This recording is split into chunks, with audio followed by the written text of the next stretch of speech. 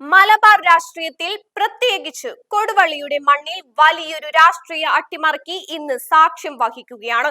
ഇടതുപക്ഷത്തിന്റെ സ്വതന്ത്ര MLA ആയിരുന്ന കാരാട്ട് റസാഖ് 10 വർഷത്തെ ഇടത് സഹവാസം അവസാനിപ്പിച്ച് പഴയ തട്ടകമായ മുസ്ലിം ലീഗിലേക്ക് തിരികെ എത്തുന്നു.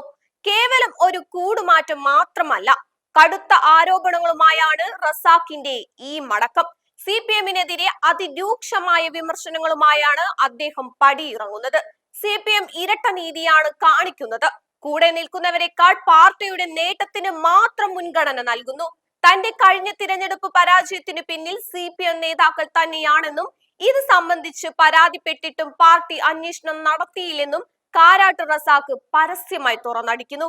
മാത്രമല്ല, കൊടുവള്ളിയിലെ വികസന പദ്ധതികൾ അട്ടിമറിക്കാൻ ചില നേതാക്കളും പൊതുമരാമത്ത് മന്ത്രി മുഹമ്മദ് റിയാസും കൂട്ടുനിന്നു എന്ന ഗുരുതര ആരോപണം കൂടി അദ്ദേഹം ഉന്നയിക്കുന്നു. മതനിരപേക്ഷത പറയുന്ന പാർട്ടി വർഗീയ നിലപാടുകളെ പ്രോത്സാഹിപ്പിക്കുന്നുവെന്നും അദ്ദേഹം കുറ്റപ്പെടുത്തി. കഴിഞ്ഞ 10 വർഷമായി CPM-ന്റെ സഹയാത്രികനായിരുന്ന കാരാട്ട് റസാഖ് പാർട്ടിയുമായുള്ള എല്ലാ ബന്ധവും ഉപേക്ഷിച്ചാണ് ഇപ്പോൾ മുസ്ലിം ലീഗിലേക്ക് മടങ്ങുന്നത്. CPM-നെതിരെ കടുത്ത ഭാഷയിലാണ് അദ്ദേഹം പ്രതികരിച്ചത്. ഇനി താൻ UDF-ന്റെ വിജയത്തിനായി പ്രവർത്തിക്കുമെന്നും പാർട്ടിയിൽ തനിക്ക് വീണ്ടും തിരിച്ചടി ഉണ്ടാകുമെന്ന് ഉറപ്പുള്ളത് കൊണ്ടാണ് മത്സരിക്കാൻ തയ്യാറാകാത്തതെന്നും കാരാട്ട് റസാഖ് വ്യക്തമാക്കി.